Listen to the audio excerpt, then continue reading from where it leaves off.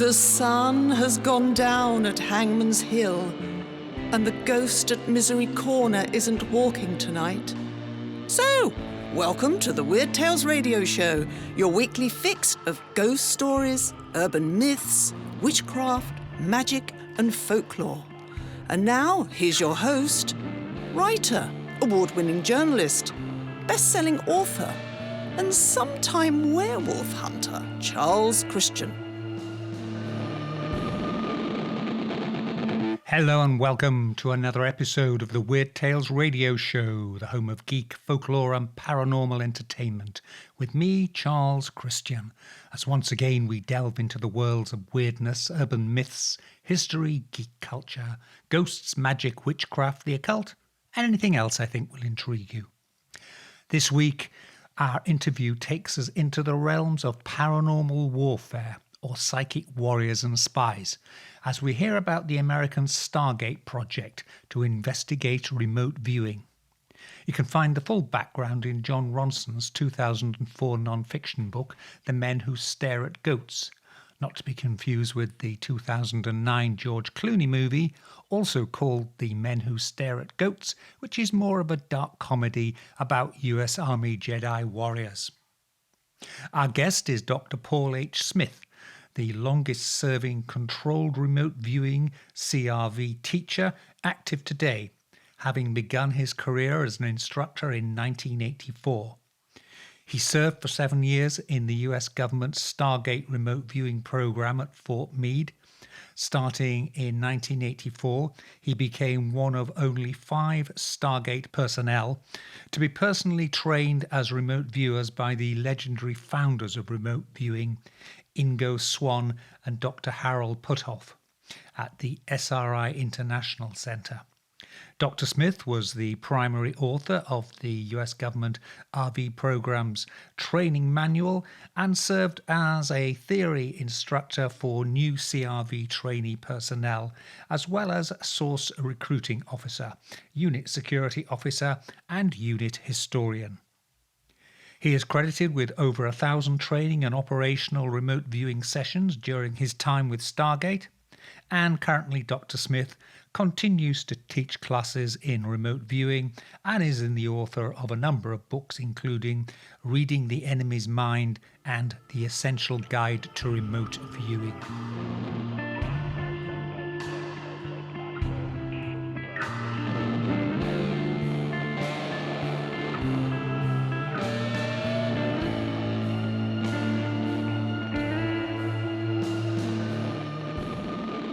Great pleasure to be talking to Dr. Paul H. Smith, and the subject is remote viewing. Now, before we go into more details, for people who aren't familiar with the concept of remote viewing, what exactly is it? Remote viewing is a skill that capitalizes on an underlying human faculty that all of us possess. You might call it the ability to experience, perform extrasensory perception. So in a very rough way of speaking, remote viewing is a psychic skill. Mm-hmm. It was developed during the Cold War for the U.S. military and used to spy on whoever the bad guys might be, whether that's the Soviets or the Chinese or the Hezbollah or whoever it might be. During that period. It's I guess you could describe it maybe most loosely as a sort of a disciplined form of clairvoyance, although it involves the other sense modalities as well. And now the irony here, of course, is that when I say sense modality, your senses aren't involved. That's the idea of extrasensory perception. You have perception that doesn't actually use the physical senses, and yet it comes through as if it was a kind of sensory experience. You mentioned the Cold War. Now, there was a project called, the US government ran called Stargate. Was that? Yeah. Tell us a bit more. Tell us a bit about that, or what you're permitted to say about that. Yes, actually, I can say a whole lot more about it these days because most of it's been declassified.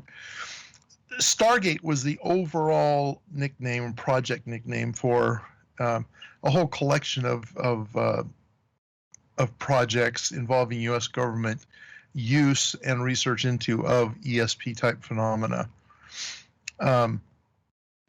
I was a member of Stargate in a couple of its previous incarnations before it got the name of Stargate for 7 years. And in fact, I was literally, and I enjoy shocking people by saying this, I was literally a psychic spy for the Army and then later on for the Defense Department. Sadly, you can't put that on your CV. Oh, who says I can't? Now, I suppose one of the things is anything to do with extrasensory or psychic powers, however you want to describe it. To most people, that means you've got to have the gift. You've got to be special of some sort. But I believe it's possible to teach people how to do this, or you can train how to do this. Well, what I like to say is that you do have to have a gift to be psychic. You do have to have a gift to be a remote viewer. Only it's a gift that everybody actually already has. So the bottom line is, yes, you can teach nearly anyone to do this. And generally speaking, if they apply themselves, learn the right principles, and then do the requisite amount of practice, they can become pretty decent at it. I like to use the analogy of playing the piano or playing the violin. Yeah. You hear a lot of people say, "Oh, I can't play the piano. I just don't have that gift." And my answer is that's baloney. Actually, the only reason you can't play the piano is that you chose to do something else with your time than learn how to do it. Now, that's not a kind of condemnation. Each of us has our own interests and priorities in life. Mm-hmm. But it is kind of a rejection of this idea that you can't do something because you don't have the talent. Anybody can learn to play the piano, assuming they've got all their digits, right? Yeah. Anybody can learn to play the piano if they have a decent teacher and if they practice regularly. And you may not become a concert pianist, you may not become famous in that world, but you can at least learn to play it competently to the point where people don't mind listening to you, you can accompany somebody else playing the guitar or singing or whatever. And for most people, that's actually all they really want to do anyway, is to play at a competent level, not an exceptional level. And the same thing applies to remote viewing.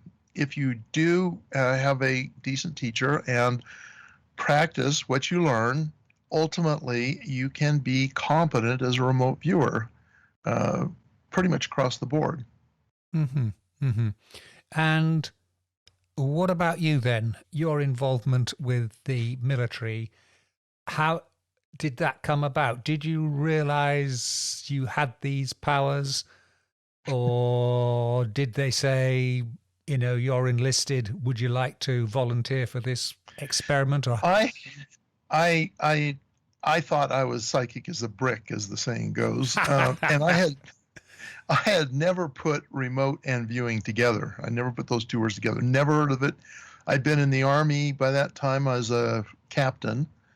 After having enlisted and got up through sergeant, I went to officer candidate school and became a captain. Mm-hmm.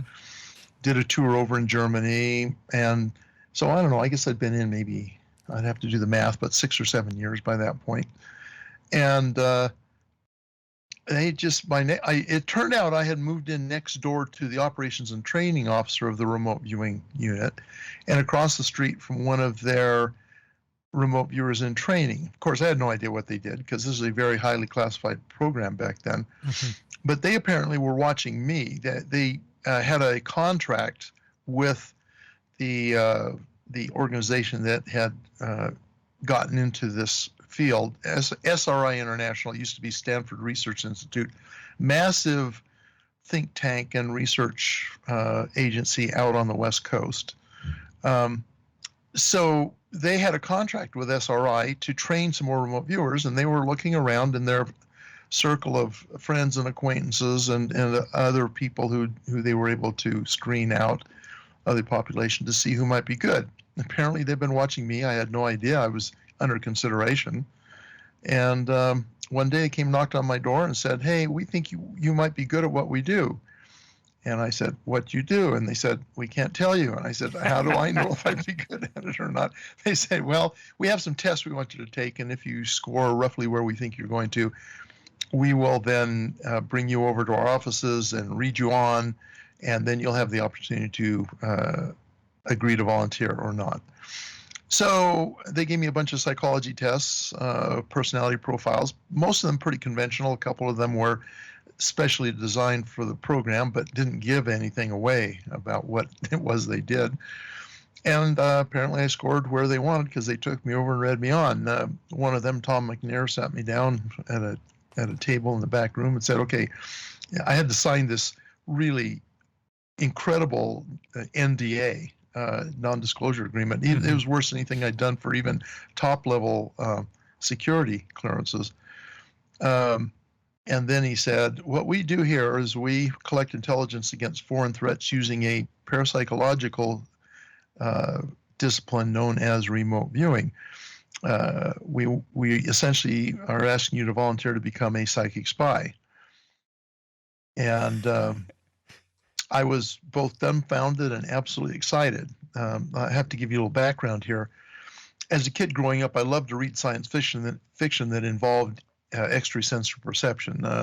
Andre Norton wrote books about psychic animals, and Zena Henderson had her stories about a psychic alien race that was living on Earth, looked just like humans. I ate those up. I thought they were really cool.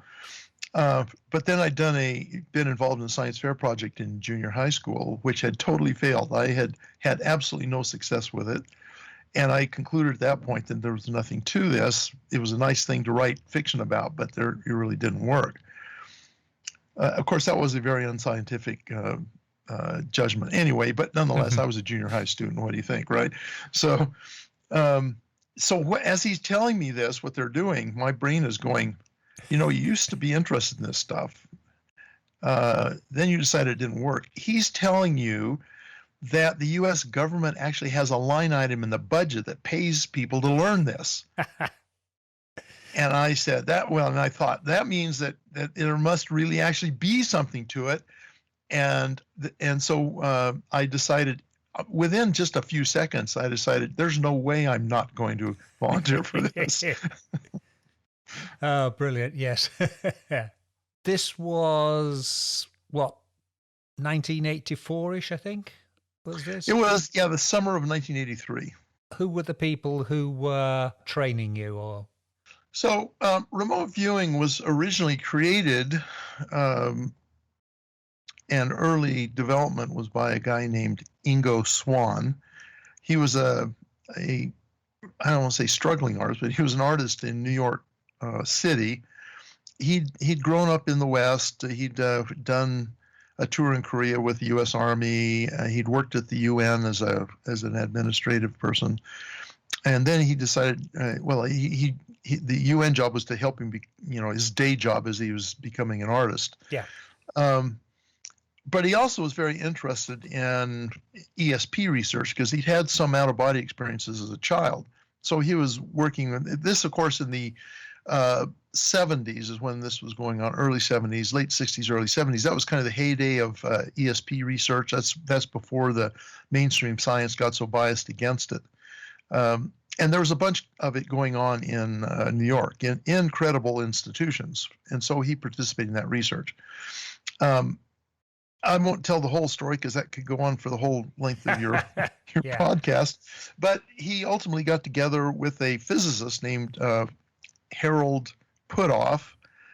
We call him Hal, so Hal Puthoff, who actually was one of the pioneers in laser research, is fairly noted in the field for his development in laser science. But they got together at SRI, had a successful experiment that attracted the attention of the CIA, which at that time was anguishing a bit over what the Russians were up to. The Soviet government was pursuing what we would call psychic or psychical research at a much higher order than we ever did. They were spending literally hundreds of millions of dollars a year, not rubles, but dollars a year, in 1 year, they spent 10 times what we spent over the entire 23 years the remote viewing program existed. So they were very serious about this stuff. Mm-hmm. And of course, their area is a bit broader, but the CIA was excited to find somebody who was a credible scientist actually looking into this, and they contracted with SRI for the next 20 plus years to research it. And then along the way, the Army and then the Air Force and the Army and then Defense Intelligence Agency, all these folks came on board managing the program. So those were the folks that trained me, Puthoff and Swan, with Swan being the primary instructor, trained me and my fellow, the 5 or so folks that the Army had trained by SRI. And so, you know what, I think I've wandered away from your question. Maybe I didn't answer it. I don't know. You'll have to tell me. No, you're there. How you started your training and who it was with. Yeah. You then presumably reached a point where you could start working as an operative, I suppose. Do you focus your mind on a subject, or do you leave your mind open and subjects that you remotely view come in, or how do you sort of focus it?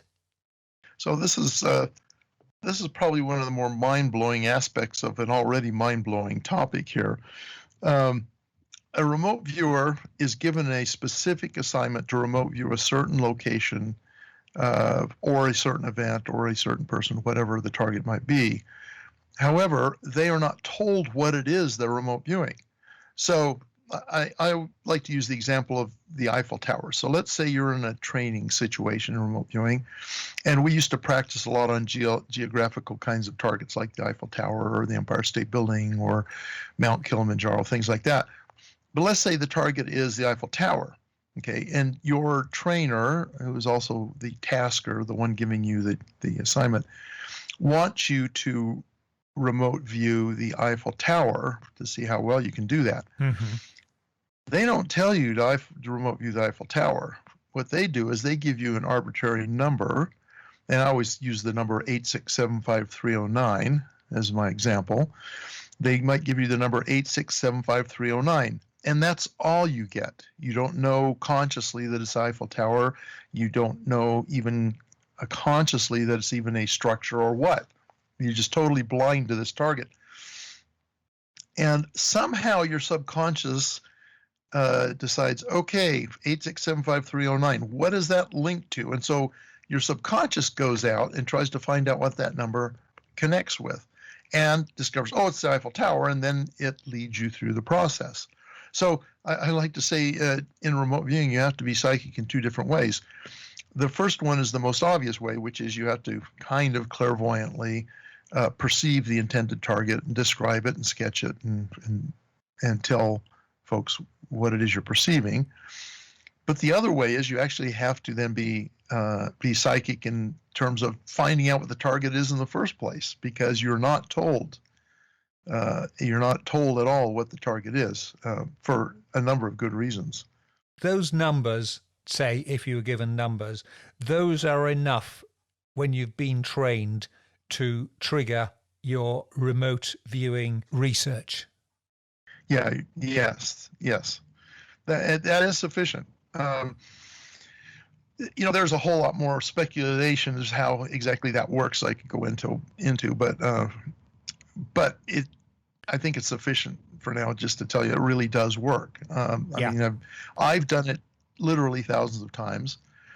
I've trained literally hundreds of people to do it and seen them do it, if you counted them all up, literally thousands of times. Obviously, it doesn't always work. There's times when it fails, but I've seen it work so frequently, I don't even have any doubt about this working. You'll get skeptics out there who'll say, oh, well, it's confirmation bias, or it's just the stacking effect, all these explanations to why people fool themselves into thinking the ESP is real when it really isn't.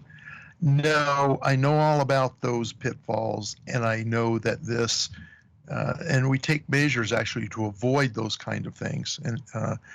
And in fact, this still works, and we still have success at it. Yeah, sometimes it doesn't work, and we don't know why usually. Well, sometimes we do know why. Other times we don't. Mhm. It's because ultimately we don't know the causal mechanism for this. And so you'd expect us to miss it every now and again because we don't know ultimately what makes it work in the first place. Yeah. So we optimize it as much as we can. But so anyway. Yeah, no, I can understand why, you use something like numbers, because if I said, imagine the Eiffel Tower, well, you already know what it looks like, so it's hardly a mystery on that. Yes, and that's the reason, of course, that you want to be blind, because if you already know up front what the target is, all the everything you know about will flood in, and it may not actually be what they're looking for. They may look for something unknown about the target, and they don't want your brain functioning to be clouded by all of this stuff you already know. They want you to be blind so that you will be more likely to tell them what they don't already know. Yeah. So the targets, can they be anything, both physical objects or even people? Technically, yes. Technically, remote viewing presumably can be used to describe anything, even intentions and so on and so forth. Of course, the more ephemeral a target is, the harder it is for a remote viewer to access. So generally speaking, those are kind of off the table for the most part. As far as physical objects, physical and persons and even events, past or to some degree future, all those are fair game. All those can actually be perceived by a remote viewer if they know what they're doing. Okay, right. Now to get back to the sort of, if you like, the second part of the question asked a few minutes ago, you've got your target, you've been given the numbers, your brain is working out, your powers are working out what it is. So what's the sensation then? I mean, is it, to go back to our Eiffel Tower, that in your mind's eye you suddenly see this large metallic structure in the middle of Paris, or what? It's kind of hard to describe, but I will do my best. Yes. Okay. So first off, you don't get, I won't say you don't, occasionally it does happen. You don't usually get a very strong, vivid image in your head of the target. In fact, quite frequently, those kinds of experiences turn out to be your analytic mind making up an answer to the question, and they usually end up being wrong. Yeah. Instead, real remote viewing data is kind of like a half-remembered memory. You know how when you have a memory from the past, it's sometimes kind of vague. It's just sort of, oh yeah, I sort of remember having that experience or whatever, right? So it can be of that quality, but you also know intuitively this is not an actual memory that I've ever had. This is something new, and yet it has the quality of being an old kind of memory. And so you try and describe those experiences, and it starts off being kind of a sensory-based thing. Like you get impressions of colors, sounds, smells, even tastes. The fun thing about remote viewing is you can taste anything, even if it's not something you normally would try to eat, right? So all of these general sensory modalities, you get impressions or perceptions of these. And as you get deeper into the session, a session will last anywhere from about 15 to 20 minutes to maybe an hour or so. As you get deeper into the session, then they start to coalesce. You start to get a better concept of how things fit together.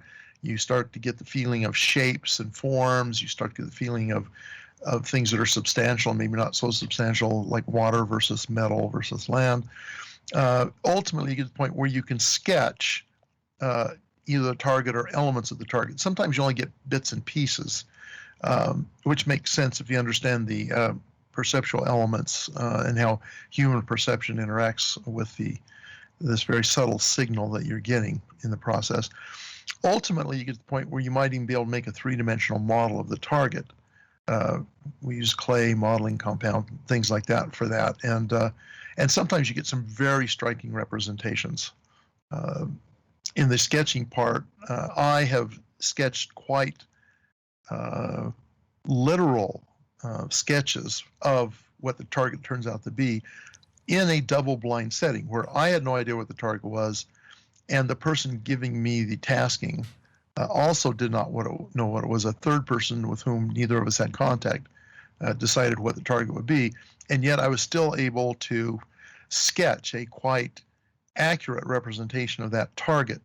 And I've had students do the same thing. I've had colleagues do the same thing. It's quite interesting. The same thing applies to this three-dimensional modeling. You know, sometimes they only get part of it. If it was the Eiffel Tower, you might get the crisscrossing elements, for example.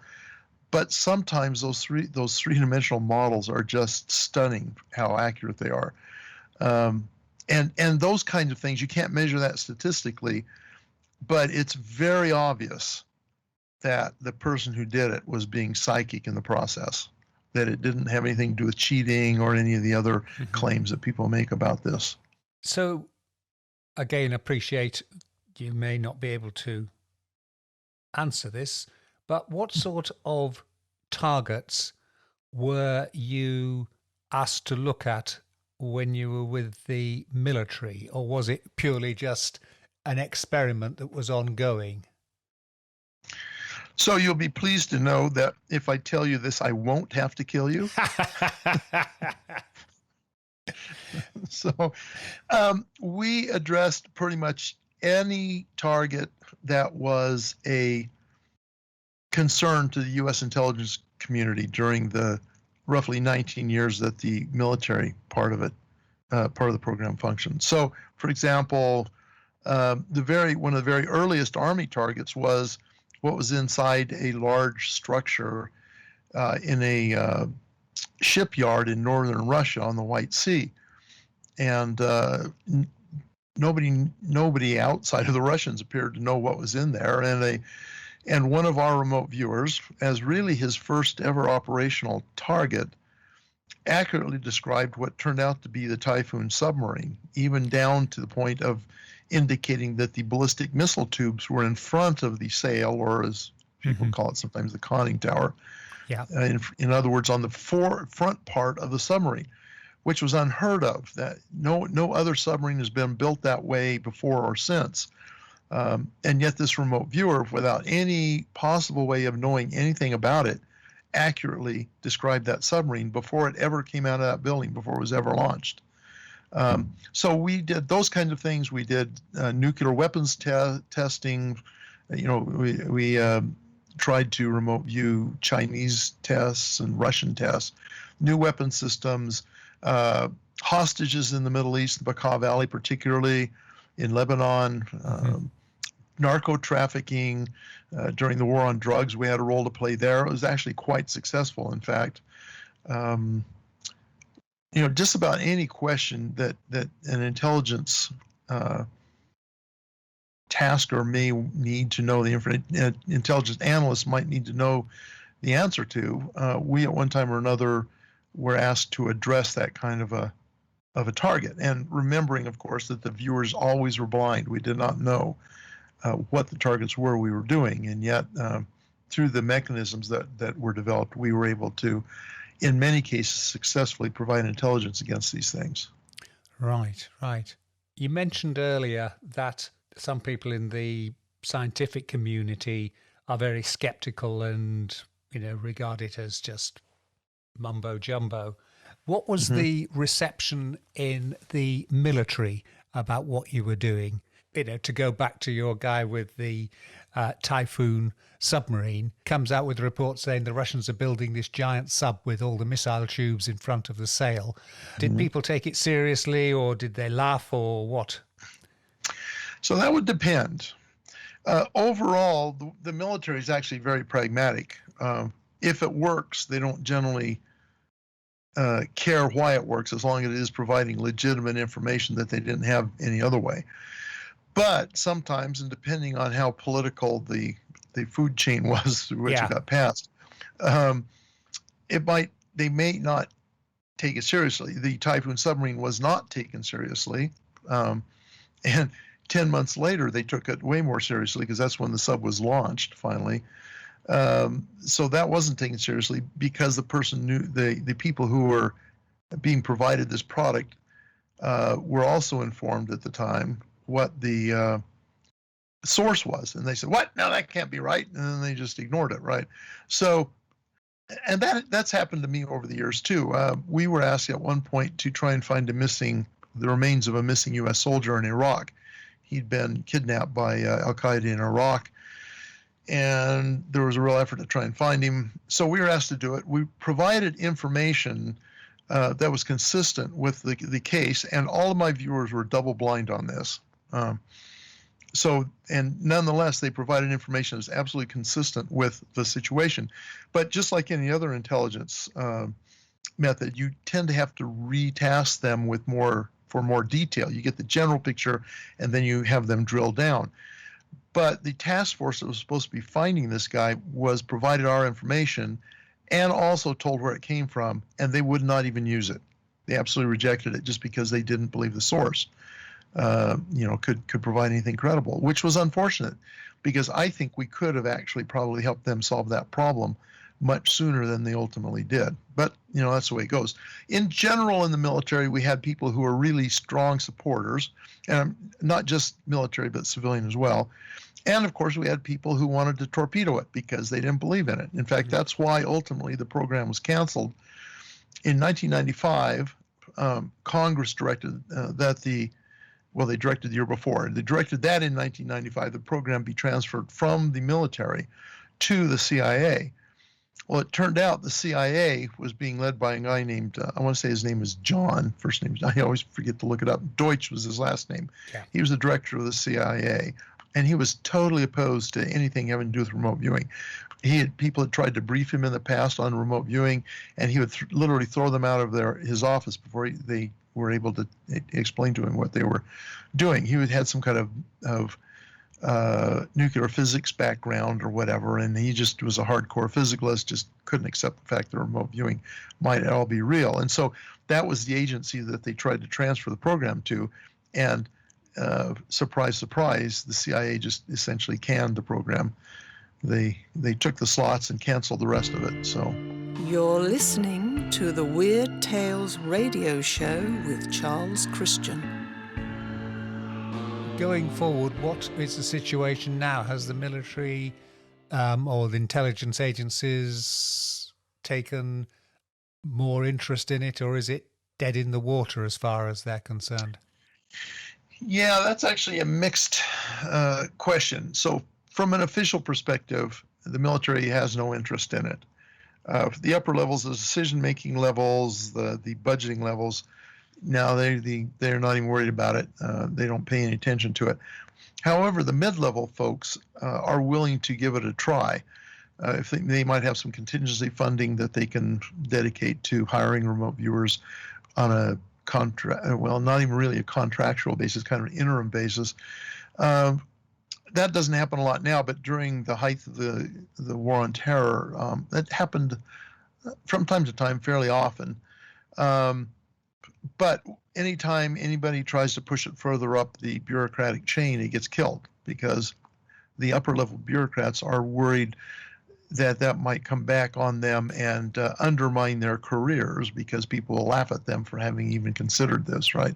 Right. It's the standard thing. Don't try anything new. You might put your job in jeopardy. That's kind of it. Yeah. Which, of course, brings us back to mainstream, in quotes, scientists, that they also tend to shy away from anything like that because it might not go down well with their colleagues. And surprisingly, there's actually a sizable number of mainstream scientists who privately are interested in this and have dialogues and stuff with us privately, but in public they won't have anything to do with it for exactly the reason you said.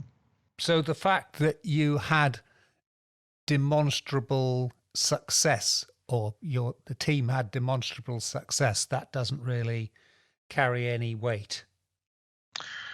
Not really. Because interestingly, the people who support it can point to the successes, but then the people who reject it will point to the failures. Yeah.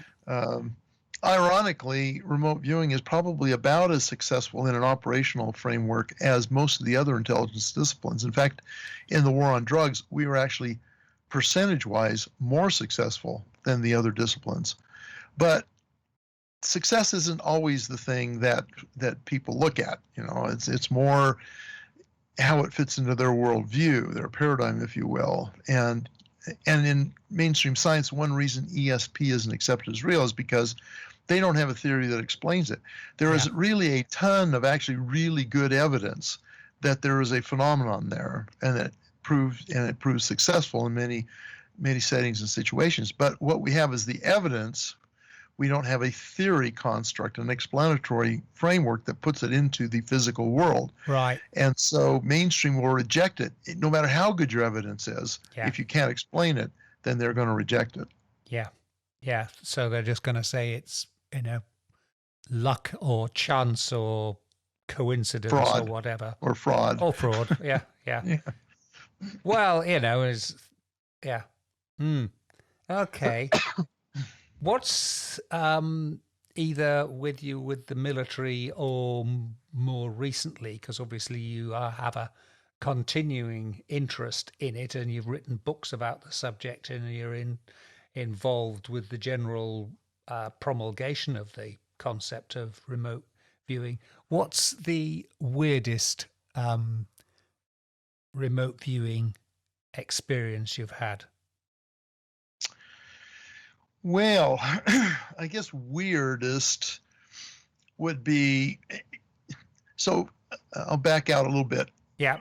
When you're using a methodology that so far we can't explain how it works, the temptation then, and a methodology that, by the way, can seem to access things that normally can't be accessed by our physical means. Yeah. So the temptation then is to use it to explain or attempt to explain other weird phenomena, right? Mm-hmm. So I think it's unfortunate, but remote viewing has, in the past few decades, gotten to the point where it's tied in too strongly, I think, with the UFO, UAP, ET phenomenon, if you will, as well. But that's not to say that if there really is some reality to UFOs, etc., remote viewing may not be able to. I mean, that was a weird sentence construct. So just because remote viewing has unexplainable elements to it, if there is a reality to UFOs, that doesn't mean the remote viewing might not be able to get actually legitimate data from a legitimate UFO aspects, right? So one of the taskings I got, Ingo Swann, I mentioned, was the guy who trained me and my fellows in this. He would do projects on the side just out of curiosity oftentimes. And one time somebody asked him to remote view a specific area on the far side of the moon that they thought was suspicious. Now, at this point, as far as I was concerned, the moon was just the moon. All this talk about aliens and bases on the moon, all that kind of stuff, I thought it was just baloney. I've since found that there actually are weird things that happen on the moon that even NASA has documented, but we'll let that go. So Ingo asked me to do a project. He did not tell me it was the far side of the moon. I had no idea it was the moon. I was, of course, blind to the target. And in the process of this, I described this really bleak, kind of hostile sort of terrain without anything around. I don't recall where I noticed it had no air, but it was just really weird, bleak, barren terrain, totally devoid of plant life, all that kind of thing.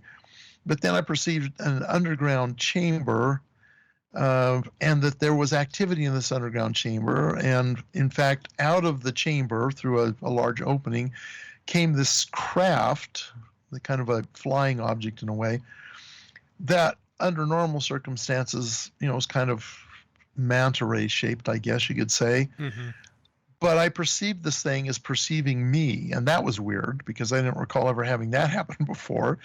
And it felt like it was part biological and part artifactual. So in other words, partly machine, partly living organism.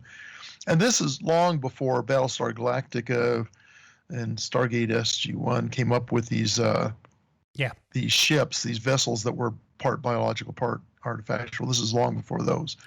I'm having this impression, and that was weird. I have to tell you, it was weird. Now, I'm not telling you that that thing exists. I've learned always to take remote viewing data with a grain of salt until I have some confirmation that what I perceived was real. But the experience was pretty convincing. And given that I was blind to the target and discovered afterwards that Ingo, in his own viewing, without any connection between me and him, had described something very similar, that actually makes me take it a little bit more seriously than just dismissing it out of hand. It was a very interesting experience, and I suppose meets your criteria of being the weirdest remote viewing experience I ever had. Yeah, yeah. There's a phrase, I'm looking at some notes I've got here, you call remote viewing a martial art for the mind. Yeah. Yeah, and I think that's apt. Now, I call it that. Somebody somewhere back in the past coined the term. I'm not taking credit for, I borrowed it. It's what I did. I just don't remember who I borrowed it from. Yeah, martial art for the mind. If you think about a martial art, it's a very disciplined process. It's an art rather than a science, although there is some science that informs martial arts. It's a discipline. It requires a lot of practice. It involves leveraging capabilities you never knew you had. And to some degree, martial arts is actually a mental or a consciousness-based sort of an activity as well. It kind of marries the physical with the mental. And all those things could be said the same of remote viewing. Obviously, you're not using your body in the same way, but you do employ kind of a kinesthetic experience. That is, of course, muscle recognition, muscle whatever. Folks can look up kinesthetic. Anyway, it is a kinesthetic kind of experience. And martial arts, of course, is a macro kinesthetic experience. So that remote viewing is more of a micro kinesthetic experience. When you're doing sketching, when you're making models, the information is actually flowing out from your subconscious into your hands, if you will, to create these things on paper. You're not really working from your conscious awareness, from your analytical mind. So there's a very interesting metaphor, maybe analogy between these two disciplines, remote viewing and, I don't know, say jiu-jitsu or karate or something like that. You are described as being a CRV teacher, and you wrote a CRV training manual. What's the CRV bit then? Obviously RV is remote viewing, but there's the C bit. Yes, so CRV these days stands for controlled remote viewing. Right.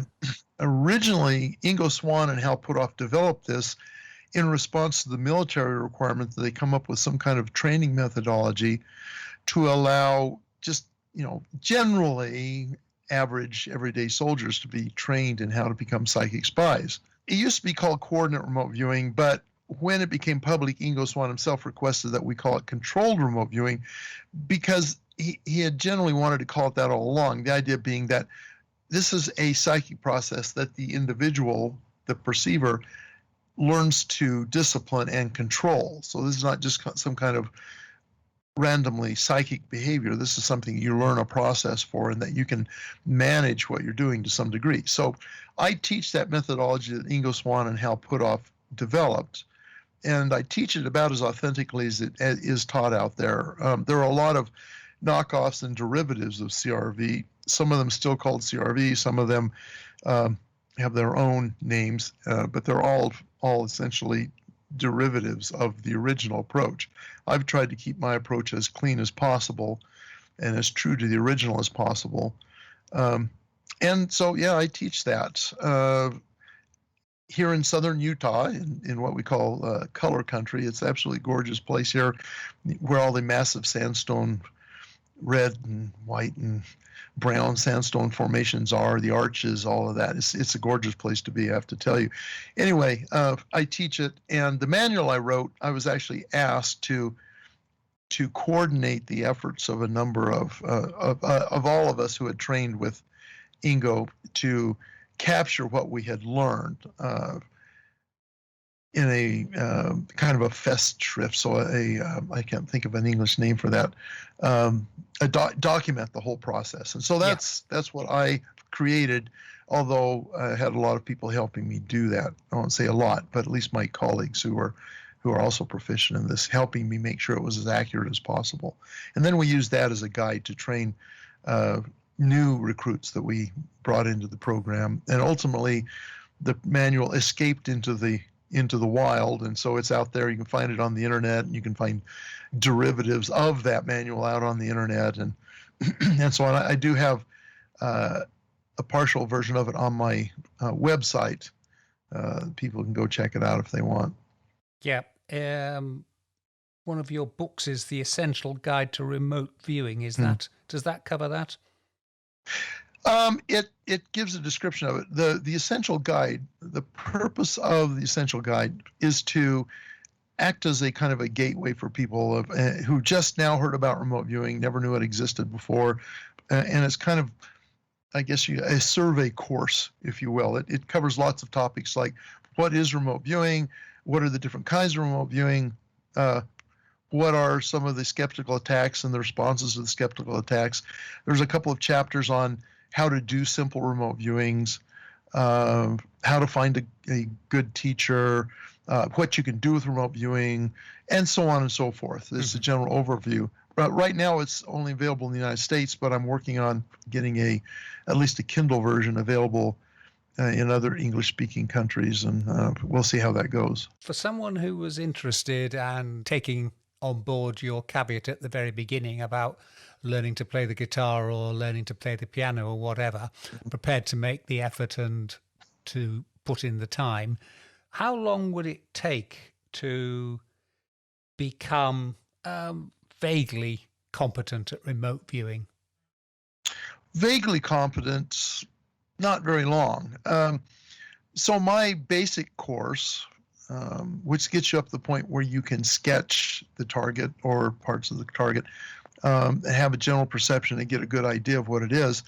It's 5.5 days long, although they're pretty intense days. But people, even just learning it from a book or a website, can get to the point where they can at least have some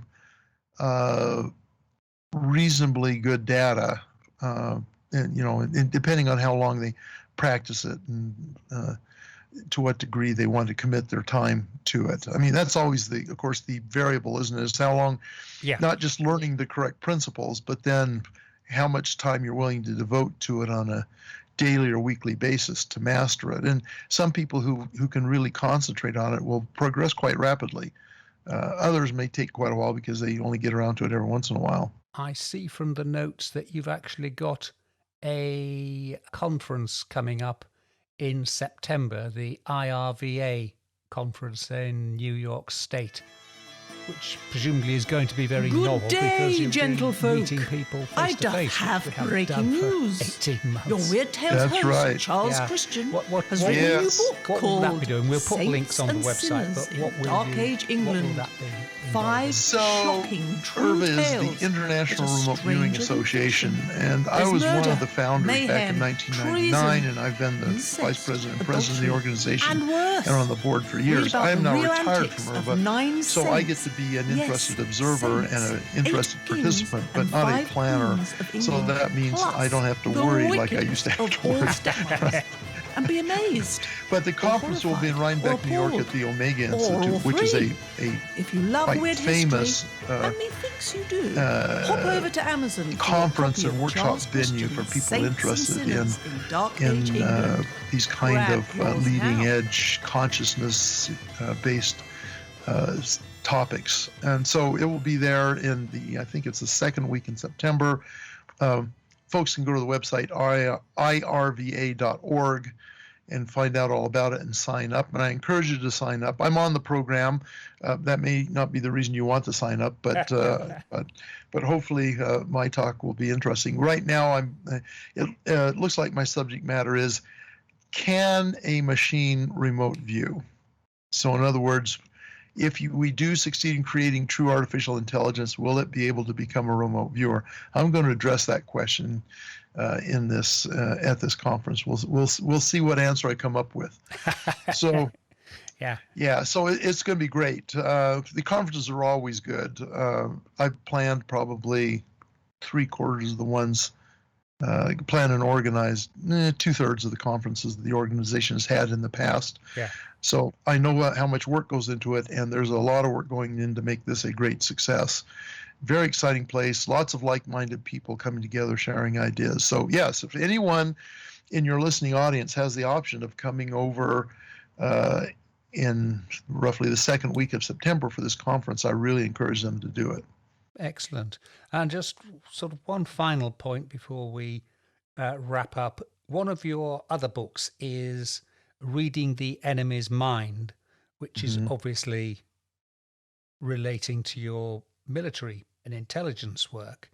Where are other nations now? America, as you've said, seems to have thrown in the towel on it. What about the Russians, the Chinese, and obviously the North Koreans? Are other states still investigating it, as far as you know, obviously? Yeah, that's an open question. I don't think the Russians are. They pretty much shut their program down right as after the wall came down and the Cold War ended. Of course, at that time, they're very cash starved. They didn't throw any money at anything. They absolutely didn't need to. And I don't think they've come back. In fact, the former people who were involved in the Russian program have actually kind of gone public. And some of the folks from our program have gotten together and become kind of friends with the folks from their program, have been comparing notes. So that's kind of interesting. The North Koreans, I really doubt, are involved in it. The Chinese may be. Of course, you run into any problem. You run into the problem in any Marxist society that they have a real difficult dealing with something that appears to be non-physical, at least in how it manifests, right? So, Marxism doesn't allow everything in Marxism is physically based.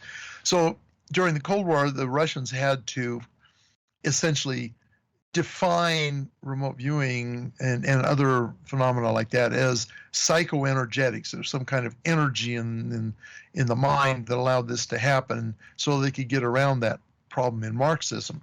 The evidence actually suggests that notion that it is energy based from the mind is probably wrong, and that would be a whole another podcast, yes. I guess. But nonetheless. The Chinese may be dabbling in this. There's some indication they might be. There's rumors that the Indians are, the East Indians. The Japanese actually were, but not in a governmental sense. Let's see now, which one was it? One of the big Japanese corporations, Sony, I think it was, actually had a psychic research program, believe it or not. And by the way, the UK actually did some research in this back in the early 2000s. MOD had a short, small program where they researched it. And I have to say, I think their research is well-intentioned, but having read now the reports that were released on it, they didn't know what they were doing. I don't think they did a very good job of the research. But, I don't fault them.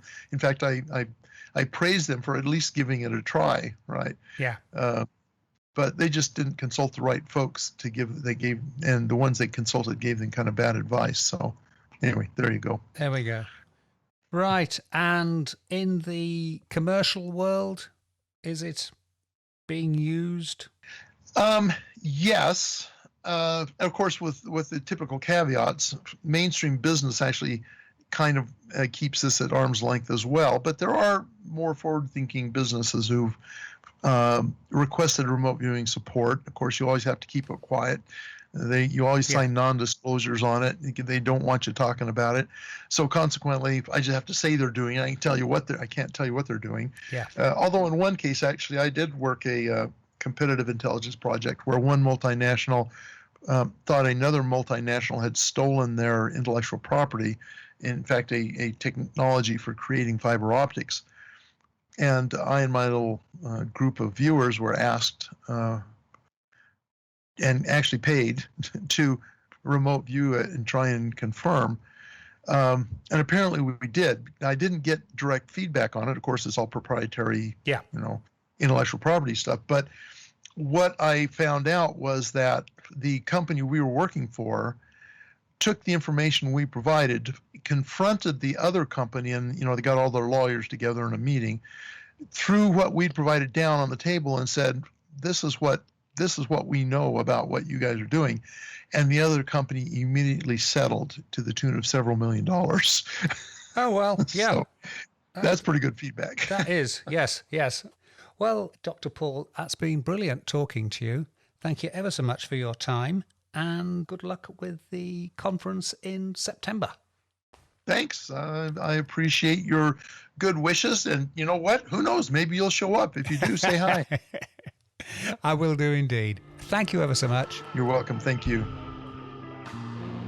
England, home to zombies, werewolves, green-skinned fairy folk?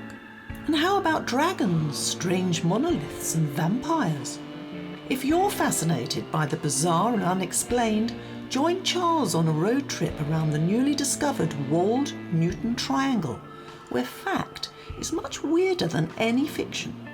Check out Charles Christian's fantastic Kindle book, A Travel Guide to Yorkshire's Weird Wolds, on amazon.co.uk and amazon.com.